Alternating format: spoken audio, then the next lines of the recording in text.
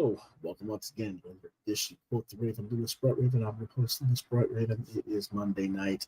That means it's time for Monday Night Manga. And our discussion for the week is continuing our discussion of Kaiju number 8. And we're going to be talking about volumes 4 and 5 tonight. Let's get started. Okay. Kaiju number 8, volumes 4 and 5, $9.99 each. Publisher Shonen Jump and Viz Media. Creator Naoya Matsumoto. U.S. translation by David Evelyn. Art touch-up and lettering by Brandon Boivia. Design by Jimmy Pressler. Editor Carla Clark. Genre Kaiju Super Battle / Science Fiction. Volume 4 was released October 11th, 2022, and Volume 5 was released January 10th, 2023. Well, it's about the battle between Vice Captain Shishiro and the new humanoid kaiju, nicknamed Kaiju number 10, rages on. Meanwhile, the rest of the 3rd Division members try to save the base and keep the Wyvern kaiju at bay, as Kokoro even shows off a new weapon. Huge battle axe, which we showed you last week. Everything seems lost, however, when Mina arrives and finishes the kaiju, but unfortunately, Kafka is forced to reveal his identity as Kaiju number 8 and save the base. Mina has no choice but to arrest him and take him into custody.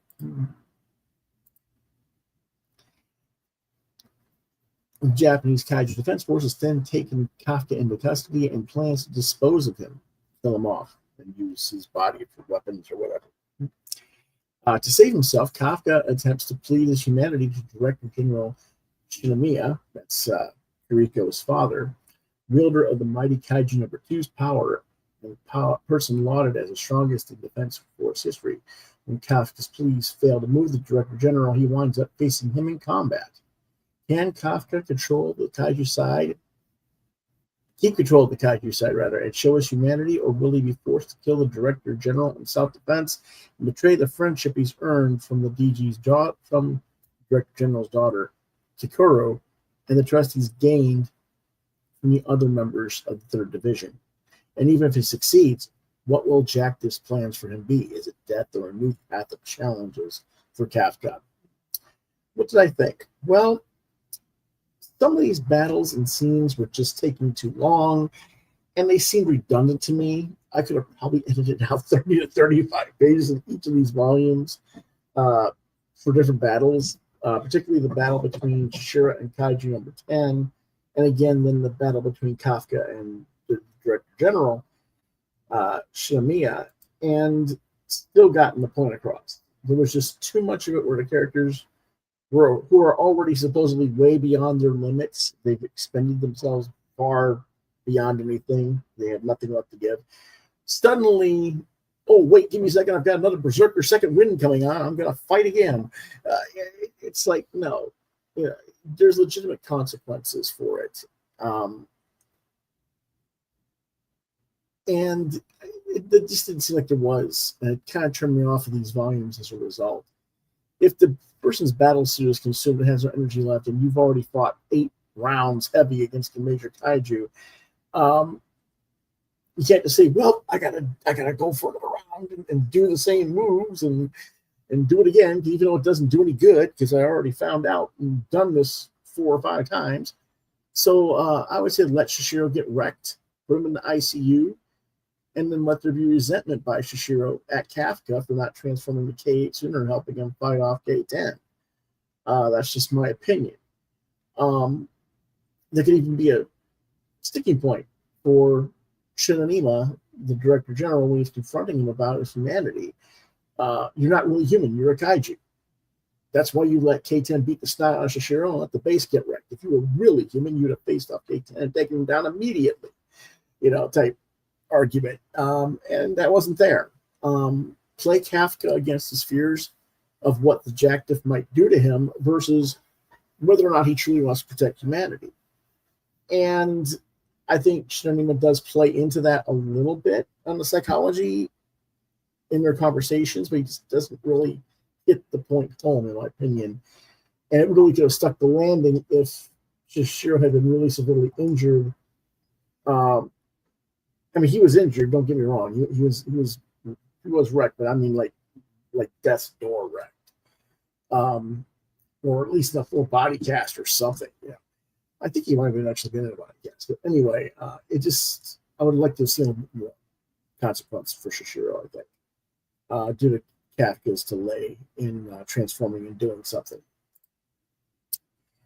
Introducing Division 1 and putting Kafka with a completely new team and different leader with a different philosophy, and and reasons why they fight the kaiju. I thought that was kind of questionable.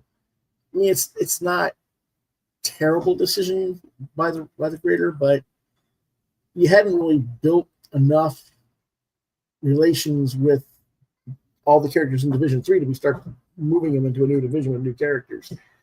And the new character, Gen Narumi, who is Kafka Kaiju No. 8's new field commander, just isn't as well developed as he could be, in my opinion. It has multiple conflicting personality traits. It just didn't quite make sense to me. At some points in the story, he feels like a really well-grounded 20-something who is just hyper-focused on his work. And at other times, he's presented like a pre-adolescent brat who just wants to play video games in his office.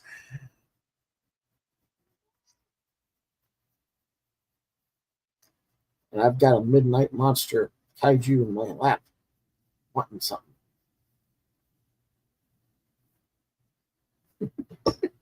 Anyway, so I just wasn't getting into these 2 volumes as I had in the first 3. And that's not to say that either volume was bad or that I'm not still enjoying the series. It's just that these 2 volumes kind of lagged a little bit for me.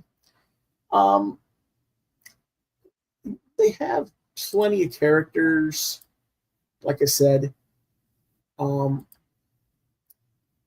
they hadn't fully developed in Division 3, and I just didn't necessarily see the need to start bringing in even more new characters and new rules at this point. We all kind of knew that this is what was going to happen at some point anyway, that Kafka was going to have to reveal himself and there would be consequences.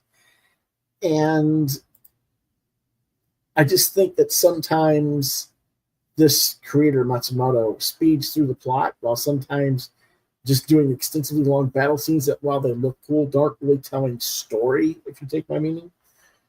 And I was just really... I ended up reading some of this stuff thinking, wait a minute, did I already read this? Because it was so redundant in the process of the battles and stuff. That it was like, did I fall asleep while I was reading? And where am I in the story? And that's not good. And that was particularly problematic with the Shishiro versus Kaiju No. 10 battle. So again, these 2 volumes are something of a little bit of a downturn for me. And I hope the series picks up more again with the next 2 volumes next week. My overall rating this week is a 3 for both. And keep in mind that last week's books were a 4 and 3.5 star volume 2 and 3 respectively. So we're progressively losing ground here, and that's not good. I hope that things get better as the series progresses. And that's our review for Kaiju 8 today. Next week, we will continue with volumes 6 and 7. In the meantime, what's going on for the rest of this week? Well, tomorrow, Tuesday, we'll have crowdfunding industry talk at 8 p.m.